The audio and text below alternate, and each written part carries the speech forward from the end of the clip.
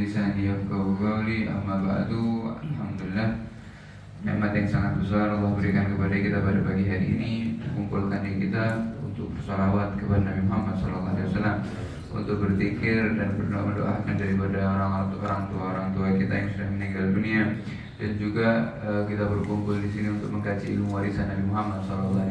Semoga apa yang kita kerjakan bisa mengundang rahmat Allah, bisa mengundang pengampunan dari Allah Subhanahu Wa Taala, dan menjadikan sisa daripada umur kita diberkahi oleh Allah Subhanahu Wa Taala. Amin ya rabbal alamin. Sebelum kita masuk ke pembahasan selanjutnya, yaitu adalah kisahnya Nabi Allah Shu'aib, ya, kita akan membahas sedikit tentang nasihat para ulama dan ucapan-ucapan mereka para ulama setelah mereka menjelaskan daripada kisahnya kaumnya Nabi Allah Lut. Karena kita tahu bahwasanya kisah daripada kaumnya Nabi Allah Lut ini adalah salah satu kisah yang sangat mengerikan yang Allah sebutkan di dalam Al-Quran. Karena ketika Allah menyiksa atau mengadab kaumnya Nabi Allah Lut ini, Allah memberikan siksaan yang sangat luar biasa. Dan bahkan Allah mengumpulkan daripada adab-adab yang pernah Allah hancurkan umat-umat sebelumnya, Allah kumpulkan pada satu umat, yaitu umatnya Nabi Allah Lut saja. Mulai daripada gempa bumi, kemudian diangkat itu bumi sampai ke langit, kemudian dibalikkan itu umatnya Nabi Allah Lut, kemudian sampai ditenggelamkan ke dalam dasar bumi, dan sampai yang terakhir dihujani dengan batu. Dan itu semua dikumpulkan oleh Allah Subhanahu Wa Taala satu siksaan hanya untuk kaumnya Nabi Allah Lut. Ini menunjukkan, menjelaskan bahwasannya amalan yang mereka kerjakan itu sangat fatal. Artinya maksiat yang dikerjakan oleh kaumnya Nabi Allah Lut ini sangat mengundang murkanya Allah Subhanahu Wa Taala. Bahkan keinginan Allah Subhanahu Wa Taala di dalam menurunkan siksa yang sangat besar seperti itu adalah ingin mengakhiri daripada amalan tersebut, sehingga tidak ada lagi orang-orang setelahnya yang mengikuti daripada amalannya kaumnya Nabi Allah Lut, sehingga dihancurkan oleh Allah Subhanahu Wa Taala sampai tidak tersisa sedikit pun. Sehingga keinginan tujuan daripada penghancuran tersebut adalah tidak ada lagi orang yang mengikutinya, tidak ada lagi orang yang menganggap amalan tersebut adalah amalan yang baik. Karena kalau kita lihat bahwasannya amalan yang dikerjakan sama kaumnya Nabi Allah Lut ini, daripada homoseksual, begitu juga lesbi, itu sangat menyalahi daripada hati nurani manusia. Kita tahu bahwasannya salah satu tempat bermusyawarah manusia adalah hati nuraninya.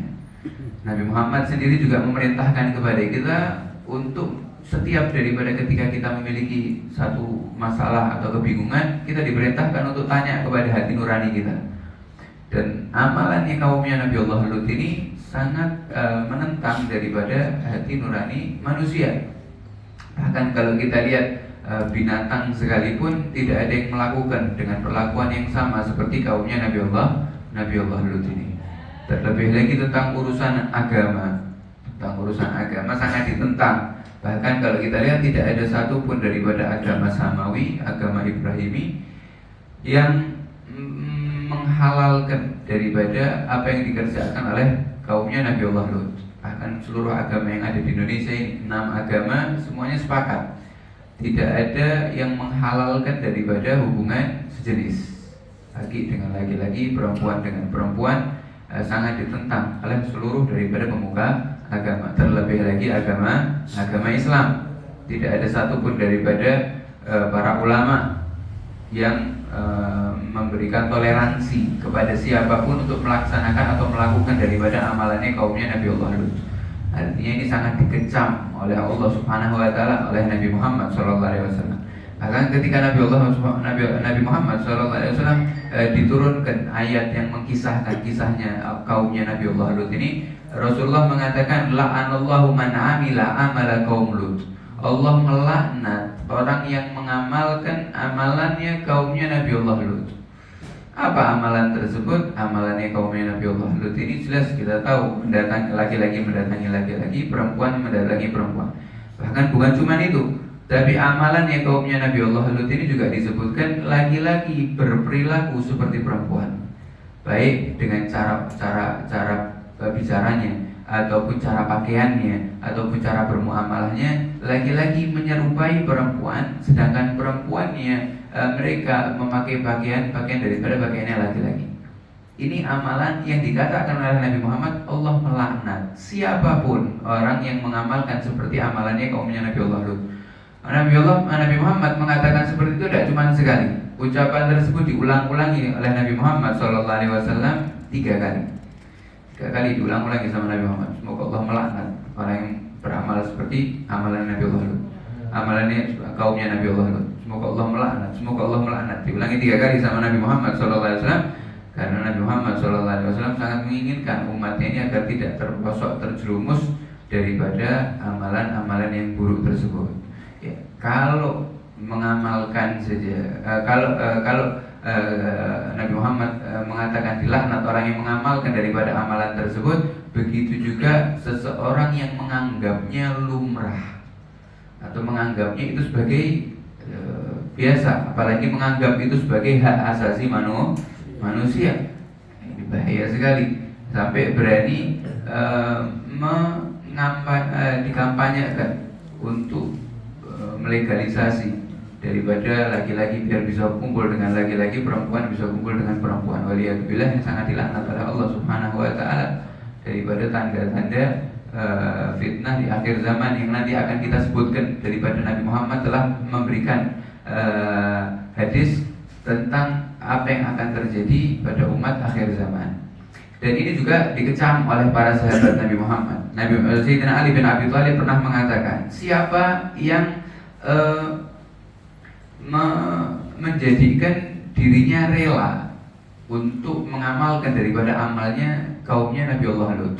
Di sini Sayyidina Ali mengatakan memaksa dirinya agar dirinya ini rela untuk mengamalkan amalan tersebut. Ya karena memang amalan tersebut ini ditentang oleh diri kita sendiri. Tidak ada seorang manusia yang mau mengamalkan amalan tersebut kecuali orang tersebut memang sudah pernah memaksa di awalnya, memang sudah pernah melakukan secara paksa, kemudian mulai terbiasa.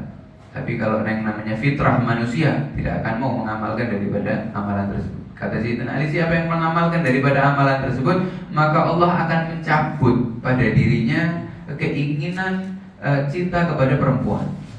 Jadi laki-laki kalau sudah pernah kumpul dengan laki-laki, kata Sayyidina Ali, Allah akan mencabut di dalam hatinya syahwat nisa, condong kepada perempuan sudah tidak ada lagi. Dan Allah akan menjadikan kuburannya sebagai tempat hufrah atau kuburan dari lubang daripada lubang api neraka sampai hari kiamat.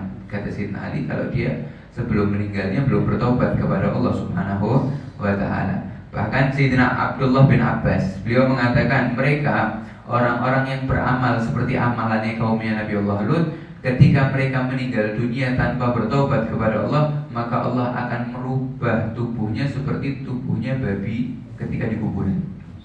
Yang mengatakan Sayyidina Abdullah bin Abbas, tarjumanul Quran, penerjemah Al-Quran di zaman Nabi Muhammad SAW, mengatakan orang yang meninggal dalam keadaan mengamalkan amalan kaumnya Nabiullah Lut akan dirubah jasadnya dengan jasadnya khinzir, kata Sayyidina Abdullah bin Abbas. Kemudian ada salah satu ulama yang bernama Abu Sa'id As-Su'luki. Beliau mengatakan umatnya Nabi Muhammad ini ada yang mengamalkan amalannya kaumnya Nabiullah Lut dengan 3 bagian. 3 bagian bagaimana? Ya mereka mengamalkan, artinya memiliki kecondongan dengan amalannya kaumnya Nabiullah Lut dengan 3 perkara. Yang pertama, ada yang mereka hanya dengan memandang saja. Artinya ya, mereka keinginannya menyimpang, syahwatnya dia menyimpang, sehingga dia lebih suka untuk memandang laki-laki daripada perempuan. Artinya sudah memiliki daripada benih daripada sifatnya kaumnya Nabi Allah Lut, tapi dia melampiaskannya hanya dengan memandang. Kemudian yang kedua, mereka melampiaskannya dengan musafahah, dengan bersalaman, dengan berpelukan, dengan ini dan itu, dengan alasan persahabatan dan yang lainnya, akan tapi dia merasakan nikmat dengan itu, waliyadzubillah. Kemudian yang ketiga, ada yang mereka langsung mengamalkan daripada amalannya kaumnya Nabi Allah Lut yang dilaknat oleh Allah Subhanahu wa taala. Sehingga kita harus berhati-hati dan juga harus jaga diri kita, keluarga kita, anak-anak kita, karena pernah disampaikan oleh salah satu ulama mengatakan bahwasanya mereka, orang-orang yang ada di barat sana, di Amerika sana, di Britania sana, mereka pernah mengatakan kepada saudara kita muslim yang ada di Indonesia, mengatakan bahwasanya kalian nikmat, orang-orang Indonesia, ketika memasukkan keluarganya ke sekolah, anaknya ke sekolah, nyekolahkan anaknya, di pagi hari kalian antarkan anak kalian ke sekolah, kalian bisa tenang di rumah, kalian bisa santai. Beda sama kita, kata mereka, orang-orang yang ada di sana. Beda sama kita, ketika kita sampaikan anak kita ke sekolah, justru itu yang membuat kita panik. Kita tidak akan bisa tenang di rumah, kita tidak akan bisa santai di rumah. Kenapa? Karena banyak daripada anak-anak sekolah setelah pulang daripada sekolahnya, mereka ini seperti dicuci otaknya, sehingga pulang ke rumah yang aslinya dia laki-laki, dia mengatakan kepada orang tuanya, saya bukan laki-laki, saya perempuan. Yang aslinya perempuan mengatakan kepada dirinya, saya bukan perempuan tapi saya laki-laki. Bahkan mereka di sekolahnya dikatakan, kalian ini bebas memilih daripada apa? Daripada gender kalian, daripada apakah kalian laki-laki atau perempuan, kalian bebas memilihnya. Itu adalah hak asasi kalian. Pemikiran tersebut sudah disampaikan sampai di sekolahan mereka, sehingga orang tuanya tidak bisa lagi mencegah. Bahkan mereka sampai memberikan hukuman kepada orang tuanya jika mencegah atau mendidik anaknya untuk memaksa dirinya sebagai harus menjadi laki-laki atau harus menjadi perempuan. Ada undang-undangnya, waliyadzubillah, itu sudah sampai di sana, di negeri-negeri barat. Jangan sampai masuk ke negeri kita yang kecinta ini, negeri kita Indonesia. Semoga Allah menjaga negeri kita daripada amalan-amalan yang kaumnya Nabi Allah Lut. Amin ya rabbal alamin. Dan pernah terjadi di zamannya Nabi Allah Isa alaihissalam. Pernah ketika itu daripada salah satu perjalanan yang Nabi Allah Isa melihat ada seorang laki-laki yang dibakar oleh Allah Subhanahu wa taala. Sehingga Nabi Allah Isa ketika itu berusaha untuk memadamkan api yang ada pada tubuh orang tadi. Ketika dipadamkan, Nabi Allah Isa tidak bisa menyelamatkan laki-laki tersebut, artinya sudah meninggal dunia. Maka Nabi Allah Isa meminta kepada Allah Subhanahu wa taala, ya Allah, tolong hidupkan kembali orang ini sehingga aku bisa menanyakan apa penyebab dia meninggal dunia sampai terbakar seperti ini. Maka dihidupkan kembali oleh Allah Subhanahu wa taala laki-laki tersebut yang meninggal dalam keadaan terbakar. Maka Nabi Isa bertanya, ma khabarukum wa ma amrukum? Apa yang terjadi kepada kalian? Apa daripada perlakuan kalian, apa yang kalian kerjakan sehingga kalian meninggal dalam keadaan seperti ini? Kemudian orang tersebut mengatakan, wahai Ruhullah, wahai Nabi Allah, sesungguhnya kami ini selama di dunia mendapatkan cobaan. Apa cobaan? Cobaan saya memiliki syahwat yang hanya condong kepada laki-laki. Saya tidak memiliki condong kepada perempuan. Sehingga ketika aku meninggal dunia, Allah menjadikan orang yang pernah aku ajak untuk perbuatan tersebut, orang tersebut dirubah oleh Allah Subhanahu wa taala menjadi api yang membakarku selama aku di kuburan sampai hari kiamat. Artinya orang-orang yang pernah diajak untuk berbuat homoseksual tersebut dibakar oleh Allah Subhanahu wa taala di kuburannya sampai hari kiamat. Bahkan pernah terjadi juga di zaman sahabat Nabi. Ini di zaman umatnya Nabi Muhammad. Ketika itu di salah satu perjalanan dakwahnya Sayyidina Khalid bin Walid. Ini Rasulullah sudah meninggal dunia, sehingga khalifah Sayyidina Abu Bakar Siddiq. Sayyidina Khalid bin Walid di dalam salah satu perjalanannya menemukan ada salah satu laki-laki yang dinikahi, atau salah satu laki-laki yang melakukan homoseksual tadi. Sehingga laki-laki melakukan daripada amalan tersebut, ditangkap oleh Sayyidina Khalid bin Walid. Kemudian ingin diadili, tapi bingung Sayyidina Khalid bin Walid. Apa yang harus saya lakukan kepada orang ini?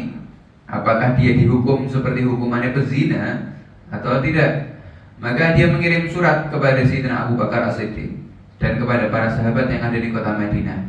Maka Sayyidina Abu Bakar membaca surat tersebut. Sayyidina Abu Bakar mengumpulkan seluruh para sahabat, pembesar-pembesar sahabat, termasuk Sayyidina Ali bin Abi Thalib, pintu daripada kota ilmunya Nabi Muhammad SAW. Sayyidina Abu Bakar mengatakan, ini terjadi kasus seperti ini. Maka bagaimana kita menghukuminya? Kemudian Sayyidina Ali mengatakan, ketahuilah bahwasannya dosa ini tidak pernah dikerjakan oleh umat-umat sebelumnya kecuali hanya satu umat saja, yaitu umatnya kaumnya Nabi Allah Lut saja. Dan kami sudah tahu bagaimana Allah Subhanahu wa taala menghancurkan umat tersebut. Maka aku memiliki usul, kata Sayyidina Ali, hendaknya orang tersebut dihukum dengan cara dibakar hidup-hidup, kata Sayyidina Ali bin Abi Thalib. Karena semua daripada para sahabat sepakat bahwasanya orang yang mengerjakan amalannya kaumnya Nabi Allah Lut ini harus dibunuh. Tapi cara membunuhnya bagaimana? Maka Sayyidina Ali berusul untuk cara dibunuhnya dengan apa? Dibakar. Fajtama'a ra'yu ashab Rasulullah sallallahu alaihi wasallam jami'an. Maka seluruh daripada para sahabat di zaman tersebut bersepakat dengan apa yang disampaikan oleh Sayyidina Ali bin Abi Thalib, sehingga Sayyidina Abu Bakar mengetuk daripada hukum tersebut. Orang yang ditangkap oleh Sayyidina Khalid bin Walid dibakar hidup-hidup sampai meninggal dunia ketika itu. Artinya dari zaman para sahabat Nabi Muhammad SAW sudah mengecam amalan yang orang-orang yang mengamalkan daripada amalan tersebut. Kemudian yang terakhir di sini disampaikan dari hadis riwayat Ibnu Majah. Hadisnya Sayyidina Abdullah bin Umar. Beliau mendengar dari Nabi Muhammad SAW yang mengatakan bahwasannya jika mulai tampak pada umatku, mulai tersebar pada umatku amalannya kaumnya Nabi Allah Lut, kata Nabi Muhammad SAW, seperti zaman kita sekarang sudah mulai orang-orang berani mengkampanyekannya di sosial media, dimanapun mereka mengatakan ini hak asasi manusia. Mereka sudah berani terang-terangan, bahkan orang-orang yang muslim pun menganggapnya itu adalah normal, melihatnya di sosial medianya menganggap biasa. Laki-laki berperilaku seperti perempuan, memakai pakaiannya perempuan, menganggapnya itu adalah suatu biasa, bahkan membuatnya menjadikan sebuah lelucon. Apa kata Nabi Muhammad? Kalau sudah mulai tersebar amalannya kaumnya Nabi Allah Lut di antara umatku, maka pada saat itu akan timbul penyakit-penyakit dan wabah, yang mana penyakit dan wabah tersebut tidak pernah dialami oleh orang-orang sebelumnya, kata Nabi Muhammad. Artinya timbulnya bala, musibah, wabah, penyakit itu ditimbulkan daripada tersebarnya atau terkenalnya daripada orang-orang yang mengkampanyekan amalannya kaumnya Nabi Allah Lut. Maka kita harus benar-benar berhati-hati menjaga keluarga kita, anak-anak kita. Ya, kalau perilaku kita kepada mereka, orang-orang yang sudah terkena musibah tersebut, kita tidak membenci mereka, kita tidak membenci zat mereka, kita tidak melaknat daripada orang-orang manusianya, tapi yang kita perangi adalah amalannya, yang kita perangi adalah penyakit tersebut. Artinya jangan kita membenci mereka, orang-orang yang sudah terkena daripada amalan tersebut, tapi justru kita sayangi mereka dengan cara kita ajak agar mereka ini bertaubat kepada Allah Subhanahu wa taala, agar mereka meninggalkan daripada amalan tersebut. Bukan terus kita caci, kita maki, kita rendahkan, tidak.